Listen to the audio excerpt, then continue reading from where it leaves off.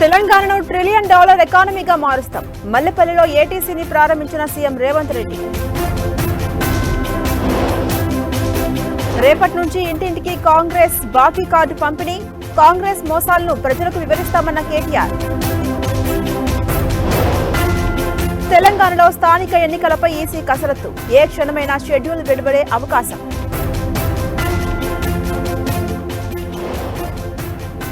October 16న ఏపీకి ప్రధాని మోదీ, కర్నూలులో రోడ్ షో, శ్రీశైలంలో దర్శనం. ప్రైవేట్ కంపెనీలకు పోటీగా మెరుగైన సేవలు, బీఎస్ఎన్ఎల్ శక్తివంతమైన వ్యవస్థగా మారిందన్న చంద్రబాబు. తన వ్యాఖ్యలు అపార్థాలకు దారితీశాయన్న కామినేని, రికార్డుల నుంచి తొలగించాలంటూ స్పీకర్కు వినతి. మూసీ ఉగ్రరూపంతో హైదరాబాద్ అతలాకుతలం, వరద బాధితులకు డ్రోన్ల ద్వారా ఆహారం సరఫరా.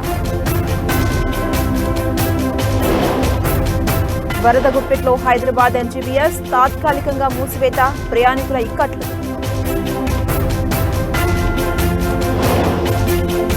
చెందూరు ఏజెన్సీని చుట్టుముట్టిన వరద, 40 గ్రామాలకు స్తంభించిన రాకపోకలు.